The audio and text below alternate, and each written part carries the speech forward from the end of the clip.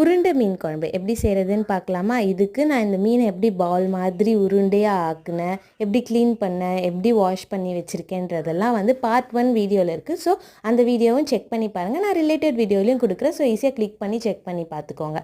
நான் வந்து 100 gram of புளியை ஊற வச்சு 6 கிளாஸ் தண்ணியில் எக்ஸ்ட்ராக்ட் பண்ணி எடுத்து வச்சுருக்கேன். அந்த பல்ப்பை மட்டும் அந்த பல்ப்பை எக்ஸ்ட்ராக்ட் பண்ண பிறகு மஞ்சத்தூள், மிளகாத்தூள், உப்பு போட்டு கரைச்சிருக்கேன். நான் இன்றைக்கி வீட்லேயே அரைச்ச மிளகாத்தூள் ஆட் பண்ணியிருக்கிறதுனால 5 டேபிள் ஸ்பூன் ஆட் பண்ணியிருக்கேன். நீங்கள் காரத்துக்கு ஏற்ப ஆட் பண்ணிக்கலாம்.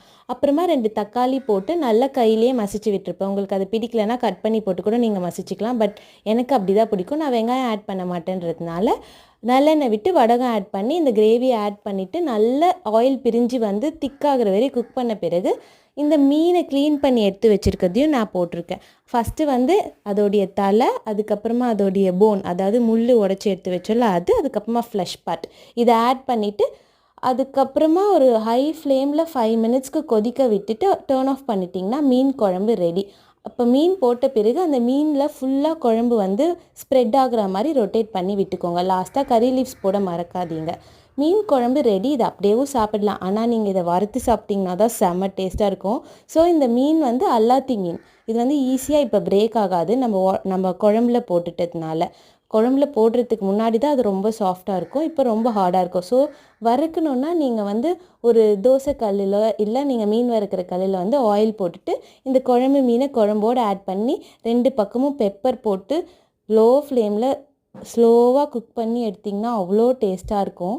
செம்ம டேஸ்ட்டாக இருக்கும். லைஃப்பில் 1 டைம் இந்த மீன் கிடச்சிச்சின்னா ட்ரை பண்ணி பாருங்கள். அவ்வளோ டேஸ்ட்டாக இருக்கும். நான் வந்து இன்றைக்கி சுட சுட சாதத்தோட மீன் குழம்பு, வறுத்த மீன், அதுக்கப்புறமா எங்கள் வீட்டில் இன்றைக்கி கத்திரிக்காய் எறா போட்டு பொரியல் செஞ்சுருந்தாங்க. அதை வச்சு சாப்பிட்டேன். செம்ம டேஸ்ட்டாக இருந்துச்சு. நீங்கள் ஒரு வாட்டி இதை ட்ரை பண்ணி பார்த்துட்டு எப்படி இருக்குதுன்னு சொல்லுங்கள். இல்லை இதுதான் ஃபஸ்ட் டைம் உங்களுக்கு இந்த ரெசிபியை பார்க்குறீங்க அப்படின்னா கமெண்ட்டில் சொல்லுங்கள் இதுதான் ஃபஸ்ட் டைம்னு.